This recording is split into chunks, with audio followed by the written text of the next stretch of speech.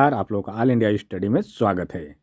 तो आइए आज हम पढ़ेंगे सीटेट का हिंदी। टॉपिक नंबर 1 है। टॉपिक नंबर 1 की दूसरी क्लास है। आज का जो क्वेश्चन होगा, ऑप्शन में सस्पेंस बना रहेगा। जो ऑप्शन जो होगा एक दूसरे से करीब रहेगा, ठीक ना। जो सीटेट पूछता है, लगता है कि कई ऑप्शन सही है लेकिन ऑप्शन एक ही सही होता है, तो उस हिसाब का आज क्वेश्चन है। तो वीडियो को अंत तक जरूर देखिएगा और देखिएगा आप लोगों का कितना क्वेश्चन सही हो रहा है। और प्रत्येक क्वेश्चन का हम डिटेल में करते हुए या देते हुए चलेंगे। तो आइए हम लोग ज़्यादा बातचीत न करते हुए प्रश्न नंबर 1 पर आते हैं। प्रश्न नंबर 1 है, 5 वर्ष की रीमा अपने खिलौनों से खेलते हुए स्वयं से बातें करती है। पियाजे के अनुसार ... है, जबकि वाइगोस्की के अनुसार है।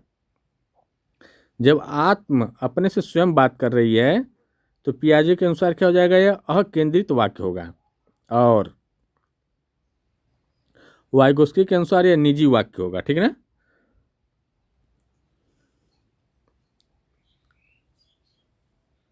ठीक, तो देखिए जब पियाजे के अनुसार कहेगा अपने आप में बात करेगी तो अकेंद्रित वाक्य, और वाइगोस्की के अनुसार होगा तो निजी वाक्य, ठीक ना। तो इसका सही जवाब क्या हो जाएगा, ऑप्शन नंबर ए हो जाएगा। देखिए यहाँ पर दोनों ऑप्शन मिलजुल रहा है। बी वाला भी निजी वाक्य, अकेंद्रित वाक्य, सामाजिक वाक्य, आंतरिक वाक्य, स्वयं नियमन, अकेंद्रित वाक्य, ठीक ना। तो इस हिसाब से ए वाला करेक्ट है। प्रश्न नंबर 2 देखेंगे। एक प्राथमिक शिक्षक कक्षा में बच्चों की त्रुटियों को तुरंत सुधारने के बजाय उन्हें अनदेखा करके संवाद जारी रखता है। शिक्षक किस सिद्धांत का पालन कर रहा है। तो देखिए ऑप्शन नंबर 1 है व्याकरण अनुवाद विधि, प्रत्यक्ष विधि, स्टीफन क्रैसन का अफेक्टिव फिल्टर सिद्धांत, और डी है बीएफ स्किनर का पुनर्बलन सिद्धांत। तो कह रहा है कि एक प्राथमिक शिक्षक कक्षा में बच्चों की त्रुटियों को तुरंत सुधारने के बजाय अनदेखा कर दे रहा है, ठीक ना। और संवाद जारी रख रहा है, मतलब और बातें जारी रखा है। तो यह किस सिद्धांत का पालन कर रहा है, तो ऑप्शन नंबर सी स्टीफन क्रैसन का अफेक्टिव फिल्टर सिद्धांत, ठीक ना। तो ऑप्शन नंबर सी करेक्ट हो जाएगा इसका। प्रश्न नंबर 3 देखेंगे। प्रश्न नंबर 3 है, भाषा बच्चे की विचार प्रक्रिया को पूरी तरह से निर्धारित करती है। यह कथन किस अवधारणा का समर्थन करता है। करें, भाषा बच्चे के विचार प्रक्रिया को पूरी तरह से निर्धारित करती है, यह कथन किस अवधारणा का समर्थन कर रहा है। देखो मैं क्वेश्चन 2 बार इसलिए पढ़ रहा हूँ ताकि एकदम क्लियर हो क्वेश्चन पूछ क्या रहा है, ठीक ना। तो ऑप्शन नंबर 1 भाषाई सापेक्षता, बी है भाषाई निर्धारण, सी है सार्वभौमिक व्याकरण, और डी है संज्ञानात्मक निर्माण। जो सार्वभौमिक व्याकरण है तो ये तो पहले गलत हो जाएगा, ठीक ना। और एक भाषाई निर्धारण है और एक भाषाई सापेक्षता है। तो बताइए कौन होगा। कह रहा है कि भाषा बच्चे के विचार प्रक्रिया को पूरी तरह से निर्धारित करती है, तो इसका मतलब हो गया कि ये भाषाएं निर्धारण की बात कर रहा है, ठीक ना। तो ऑप्शन नंबर बी करेक्ट हो जाएगा। आइए प्रश्न नंबर अगला देखते हैं। प्रश्न नंबर 4 है, चामस्की के अनुसार बच्चे सार्वभौमिक व्याकरण की मदद से भाषा सीखते हैं। यह सार्वभौमिक व्याकरण क्या है। तो ऑप्शन नंबर 1 है दुनिया की सभी भाषाओं के लिखे हुए नियम या नियमों की पुस्तक। बी है मानव मस्तिष्क में जन्मजात मौजूद मानव भाषा के मूलभूत नियमों का ढांचा। सी है माता पिता द्वारा सिखाए गए व्याकरणीय नियम, और डी है विद्यालय में पढ़ाए जाने वाले नियम। तो जो विद्यालय में पढ़ाए जाने वाले नियम तो निगेटिव हो जाएगा, व्याकरणीय नियम निगेटिव होता है, ठीक ना। तो मानव मस्तिष्क के जन्मजात मौजूद मानव भाषा के मूलभूत नियमों का ढांचा, ये बात ठीक है। तो ऑप्शन नंबर बी करेक्ट हो जाएगा। प्रश्न नंबर अगला देखेंगे। प्रश्न नंबर 5 है, एक बालक पानी को माम माम कहता है और उसका परिवार भी उसे वही समझने लगता है। यह भाषा विकास की किस अवस्था का उदाहरण है? मतलब छोटा बच्चा कहता है कि माम चाहिए, पानी के माम माम कहा तो जो माता पिता है उसके परिवार को समझ जाता है कि वो पानी मांग रहा है, ठीक है ना। तो किस अवस्था में होगा बच्चा? तो ऑप्शन नंबर ए किस अवस्था का उदाहरण है? तो ऑप्शन नंबर ए बलबलाना, बी है एक शब्द अवस्था, सी है टेलीग्राफिक बोली और डी है कुकना। तो ये किस अवस्था में आएगा बच्चा? अवस्था का उदाहरण है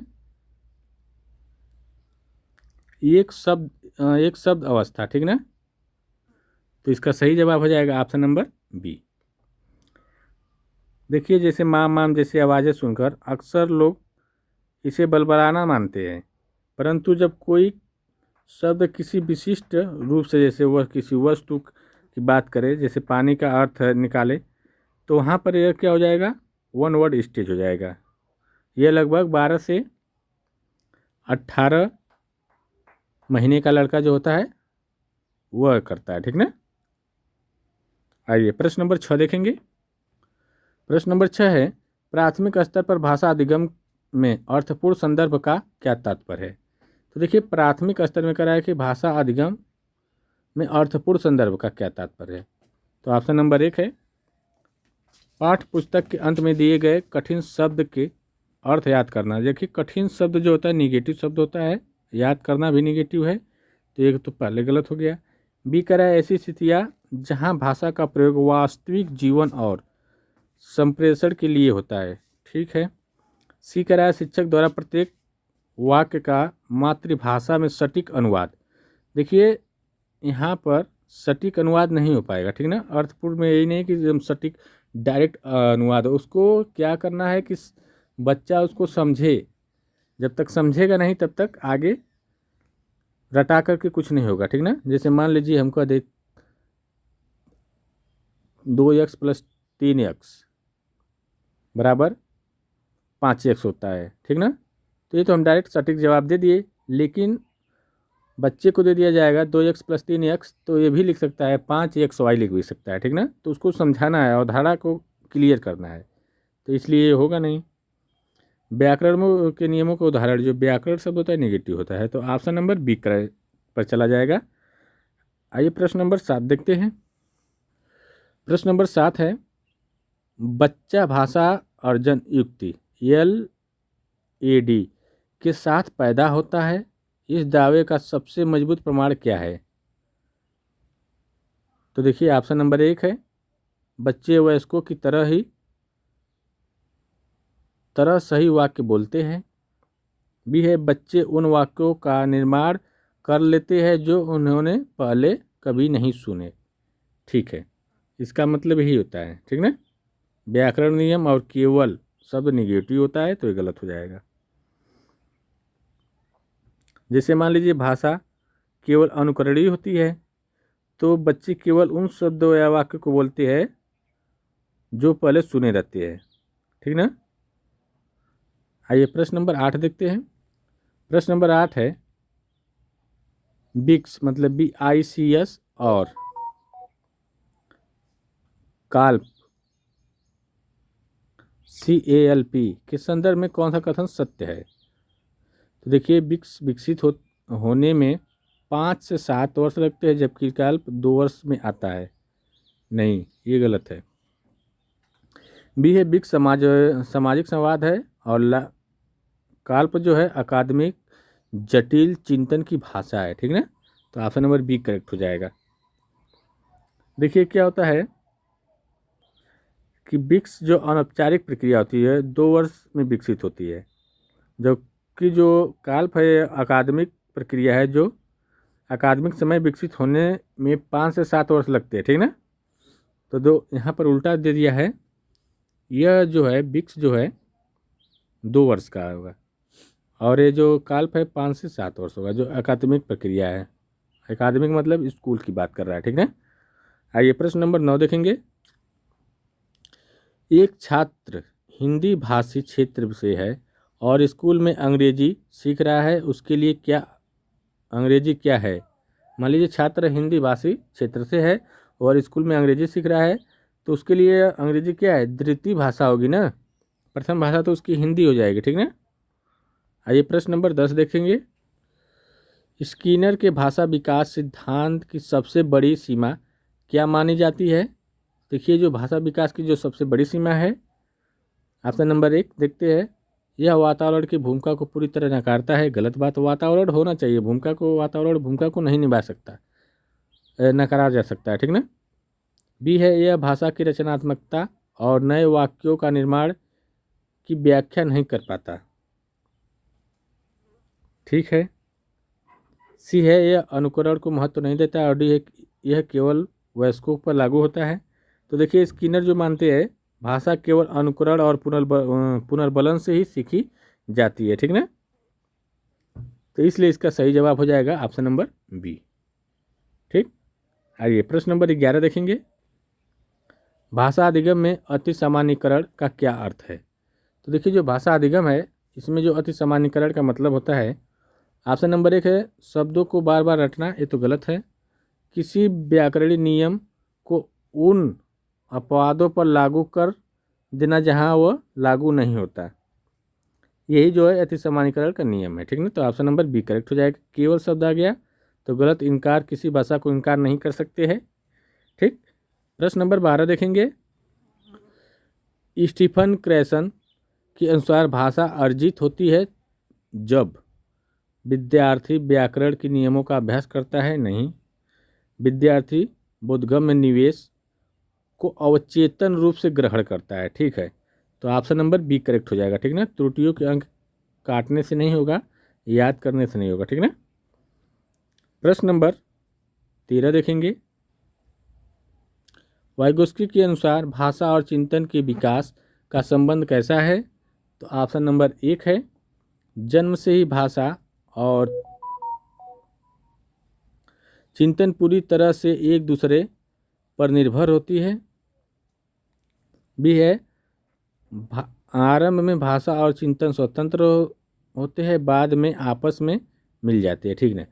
भाषा और चिंतन जो आरंभ में क्या होते हैं, स्वतंत्र होते हैं, फिर बाद में ये दोनों मिल जाते हैं, ठीक ना, पियाजे के अनुसार। तो ये भी बात तो ठीक है। अगला क्वेश्चन देखेंगे।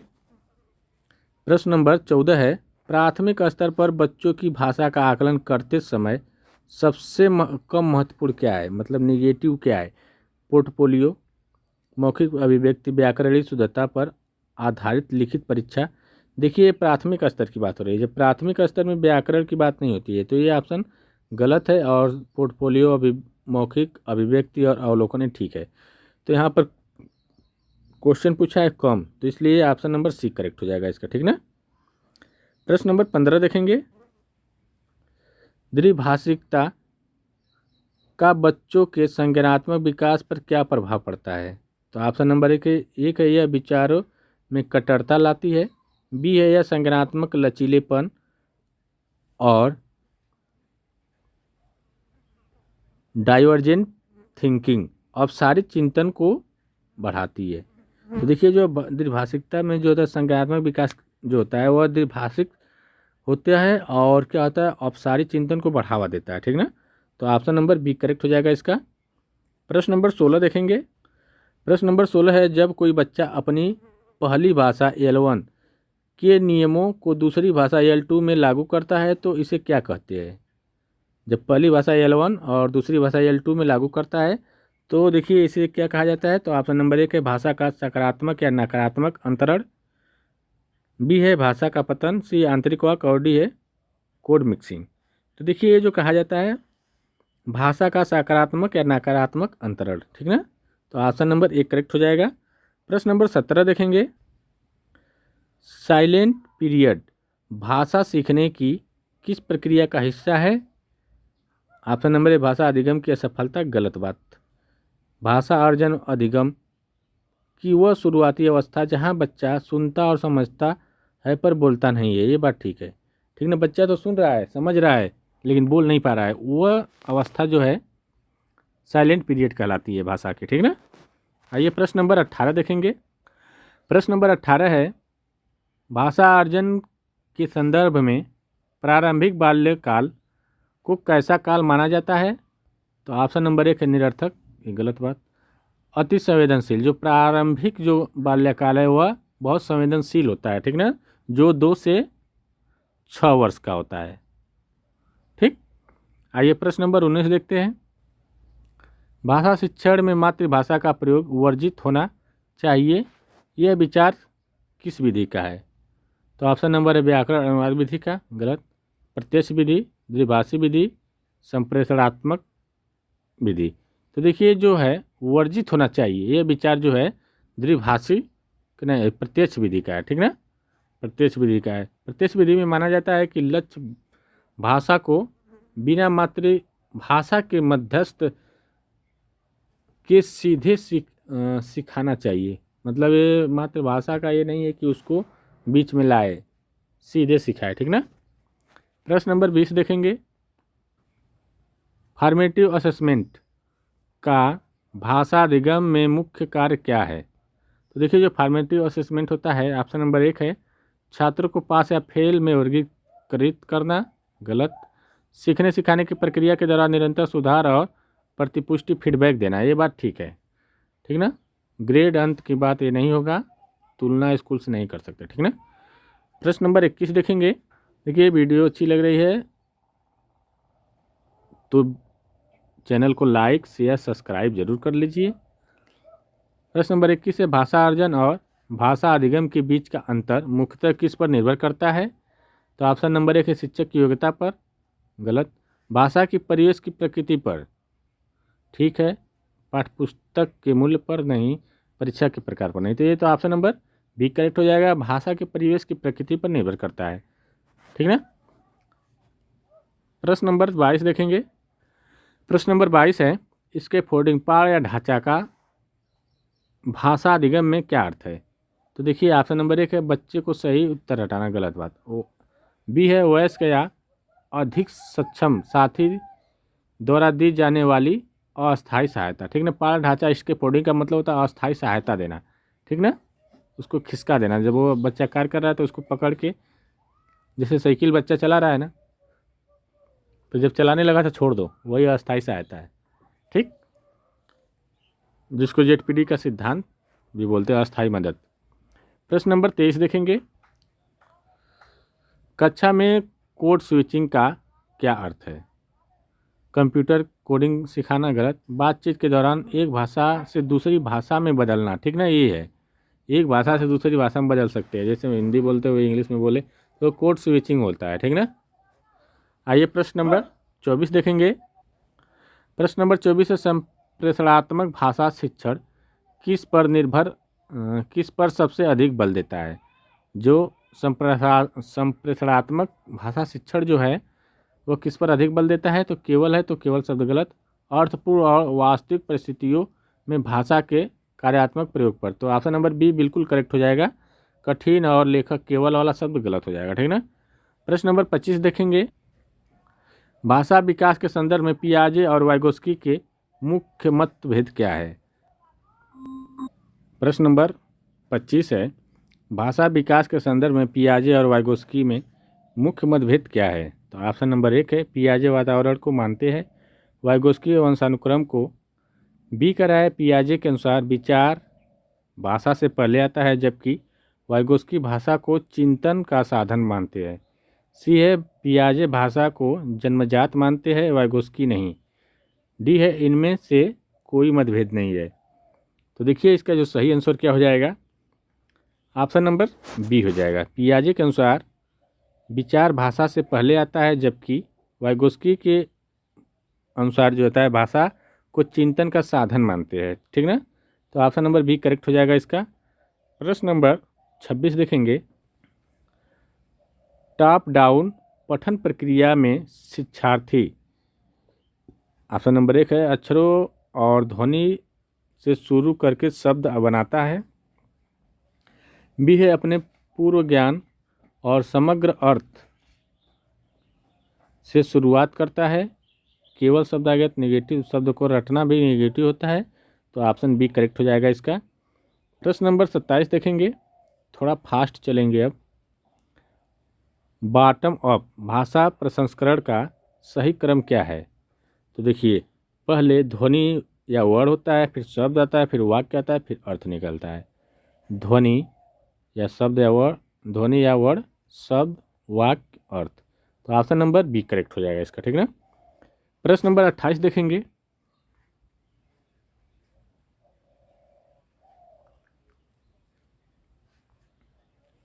समग्र भाषा उपागम किस पर आधारित है? तो ऑप्शन नंबर 1 है भाषा को टुकड़ों, अक्षर, शब्द में तोड़कर सिखाने पर। बी है भाषा को एक एकीकृत रूप में अर्थपूर्ण संदर्भ के साथ सीखने पर। और सी है केवल पर, और एक भी गलत। तो इसका सही जवाब हो जाएगा ऑप्शन नंबर बी। प्रश्न नंबर 29 देखेंगे। भाषा अर्जन में मातृभाषा का व्याघात का क्या अर्थ है? तो ऑप्शन नंबर 1 है मातृभाषा का भाषा सीखने में रुकावट बनना, गलत बात। बी है दूसरी भाषा बोलते समय मातृभाषा की संरचना का प्रभाव पड़ना। तो ऑप्शन नंबर बी करेक्ट हो जाएगा इसका। प्रश्न नंबर अगला देखेंगे।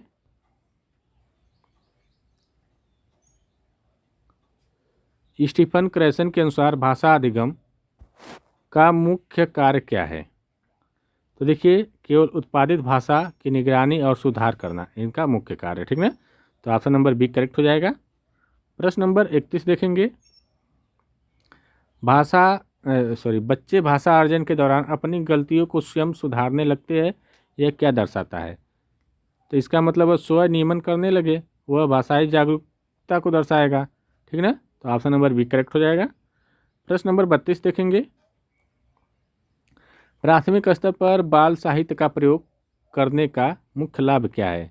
तो देखिए, जो प्राथमिक स्तर पर जो बाल साहित्य का प्रयोग करने की बात है, तो यह बच्चों को प्रामाणिक और अर्थपूर्ण भाषा प्रयोग में अवसर देना है, ठीक ना। तो ऑप्शन नंबर बी करेक्ट हो जाएगा।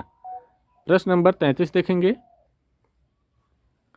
यदि कोई छात्र स्कूल को स्कूल बोलता है, तो यह दर्शाता है ऑप्शन नंबर 1 उसकी मातृभाषा की ध्वनि संरचना का प्रभाव। ऑप्शन नंबर बी करेक्ट हो जाएगा, ठीक ना। प्रश्न नंबर 34 देखेंगे। बहुभाषिकता को एनसीएफ 2005 के अनुसार ऑप्शन नंबर 1 है एक बाधा माना गया है, बी है एक संसाधन और संपत्ति माना गया है। तो ऑप्शन नंबर इसका हो जाएगा बी करेक्ट। प्रश्न नंबर अगला देखेंगे। नैदानिक परीक्षण का भाषा अधिगम में क्या उद्देश्य है? तो देखिए, ऑप्शन नंबर 1 छात्रों को ग्रेड देना, गलत। अधिगम में रह गई कमियों और कठिनाइयों के कारणों की पहचान करना, ठीक ना। तो ऑप्शन नंबर बी करेक्ट हो जाएगा इसका। प्रश्न नंबर 36 देखेंगे। उपचारात्मक शिक्षण कब किया जाता है? पहले निदानात्मक होता है, उसके बाद उपचारात्मक होता है, ठीक ना। निदानात्मक शिक्षण के बाद। तो ऑप्शन नंबर ए करेक्ट हो जाएगा। प्रश्न नंबर 37 देखेंगे। इंटर भाषा की अवधारणा का क्या अर्थ है? इंटर भाषा, तो ऑप्शन नंबर ए दो देशों के बीच बोली जाने वाली भाषा, गलत। बी है शिक्षार्थी की वह अस्थायी भाषा प्रणाली जो L1 और L2 के बीच की अवस्था में होती है। तो ऑप्शन नंबर बी करेक्ट हो जाएगा इसका। प्रश्न नंबर 38 देखेंगे। रचनात्मकता और भाषा अर्जन का संबंध किस सिद्धांतकार से सबसे गहराई से जुड़ा है? तो option number A B.F. Skinner, Noam Chomsky और I.P. पावलोव और जॉन वाटसन। तो देखिए, जो जुड़ा हुआ है ऑप्शन नंबर बी, ठीक। अगला क्वेश्चन देखेंगे। प्रश्न नंबर 39 है भाषा अधिगम में उत्पादक कौशल कौन से हैं? तो देखिए, ऑप्शन नंबर 1 है सुनना और बोलना, शुभोपली, मतलब जो उत्पादक होते हैं वह बोलना और लिखना होता है, ठीक है। तो ऑप्शन नंबर बी करेक्ट हो जाएगा। प्रश्न नंबर अगला देखेंगे। प्राथमिक स्तर पर भाषा शिक्षण का सबसे व्यापक उद्देश्य क्या है? तो ऑप्शन नंबर 1 है बच्चों को विभिन्न संदर्भों में अपनी बात को प्रभावी और सहज रूप से व्यक्त करने के योग्य बनाना। तो ऑप्शन नंबर बी करेक्ट हो जाएगा। देखिए, टोटल 40 क्वेश्चन हो गए। वीडियो अच्छी लगेगी तो चैनल को लाइक शेयर सब्सक्राइब जरूर करिएगा। मिलते हैं अगले वीडियो में, तब तक के लिए नमस्कार।